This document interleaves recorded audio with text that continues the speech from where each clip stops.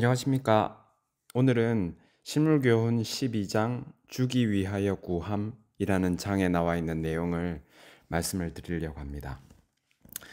그 장 첫 번째 문장은 이렇게 시작합니다. 그리스도께서는 우리에게 나누어 주시기 위하여 항상 아버지께로부터 받으셨다. 그는 날마다 성령의 새로운 침례를 받으셨다. 이렇게 되어 있습니다. 성경 곳곳에 예수님은 기도하는 모습이 많이 나와 있습니다. 그 모습은 우리에게 큰 은혜가 됩니다. 우리도 막막하고 부족함을 느낄 때가 많지요. 근데 우리도 그때 어떻게 하면 된다는 것을 미리 보여주신 것입니다. 얼마나 감사한지 모릅니다. 그분은 능력이 많으셨지만 항상 나누어 주기 위하여 아버지께 받으셨다고 되어 있습니다. 그러니 우리도 그렇게 하면 되는 거예요.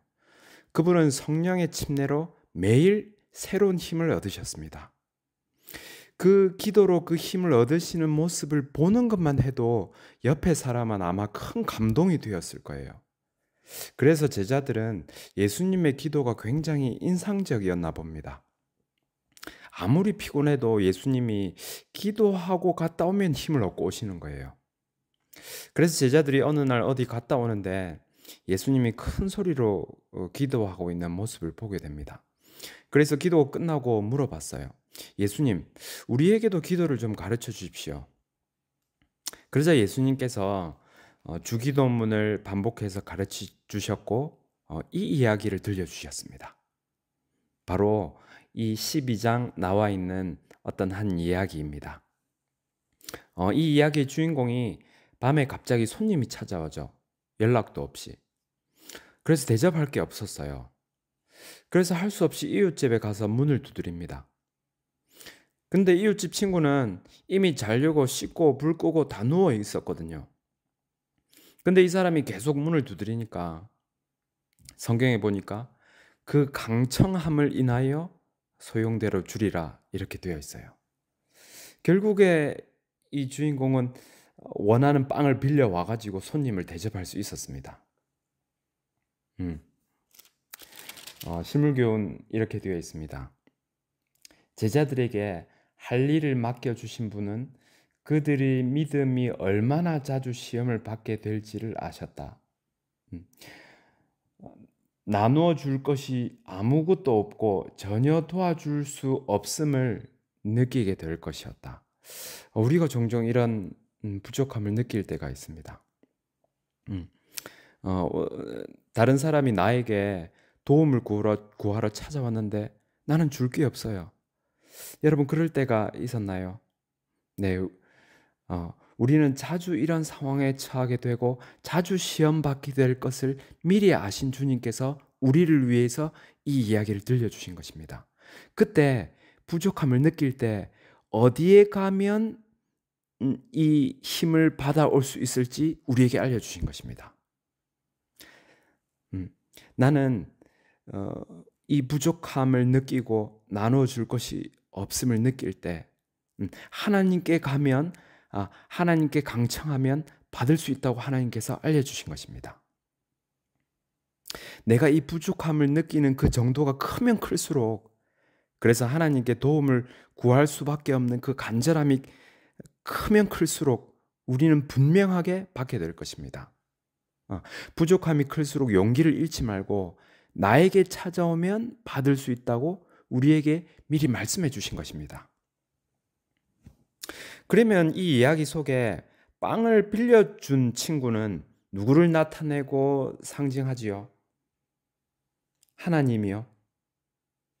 그러면 하나님은 이 비유 속에 이 사람처럼 우리에게 귀찮아서 한참 간청하면 겨우 주는 그런 분인가요?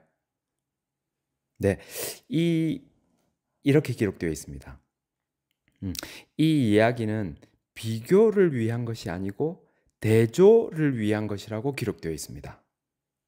무슨 말이냐면 이 이야기 속의 남자는 그렇게 할지라도 하나님은 그렇지 않다는 거예요. 여기 실물교훈 책에 이렇게 되어 있습니다. 그러나 하나님께서는 주시기를 기뻐하신다. 그는 동정심이 아주 많으시고 자기에게 믿음으로 나오는 자들의 요구를 들어주기를 열망하신다. 열망하신다고 되어 있어요. 그냥 주고 싶다 이 정도가 아니라 부족을 느끼고 오는 자들에게 내가 얼마나 주고 싶어 하는데 이 말입니다. 여러분, 이런 분이라면 우리가 안심하고 그분께 갈 수 있겠습니까? 네. 우리가 자주 주저할 때가 많아요. 하나님께 나아가기를. 하지만 주님은 우리에게 도움이 주기를 열망하신다고 되어 있습니다. 그리고 또 다른 말씀요. 그분은 하나님을 우리 아버지라고 부를 수 있는 특권을 주셨다. 그분의 은혜와 축복을 구할 때 우리가 부르는 이 이름은 그분의 귀에 음악과 같다 이렇게 되어 있습니다.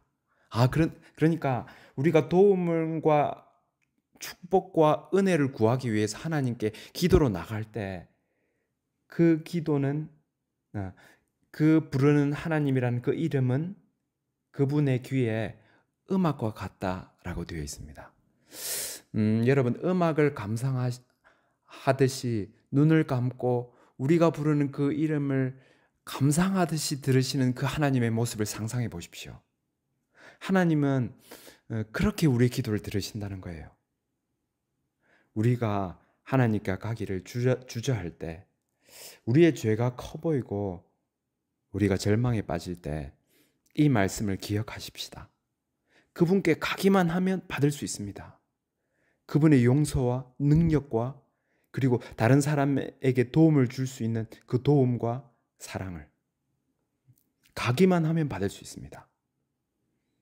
사탄은 이런 하나님의 품성을 오해하게 하고 하나님께 가는데 자신감이 없도록 우리를 낙담시킵니다. 그럴 때마다 이런 말씀들을 자주 읽으십시다. 그리고 약속의 말씀을 붙잡고 하나님께로 나가십시다. 우리는 예수님을 생각하라는 말을 종종 듣습니다. 예수님을 생각하라고 할 때 여러분은 어떤 예수님의 모습을 떠올리십니까?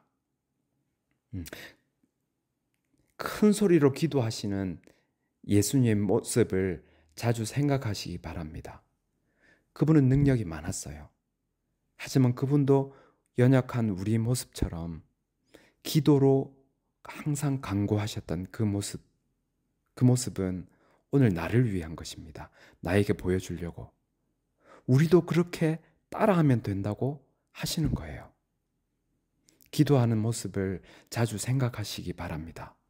그러면 나도 그분처럼만 하면 되는구나. 나도 능력을 얻을 수 있겠구나 하는 용기가 생기는 거예요. 나도 줄 게 없을 때 나도 그분께 가면 받을 수 있겠구나 하는 확신을 가지게 될 것입니다. 어려움이나 곤궁한 상황이 올 때 당황하지 않도록 미리 우리에게 모범을 보여주신 예수님께 감사합니다. 오늘 자주 하나님께 나아가서 능력과 힘을 받아오시는 여러분들이 되기를 바랍니다.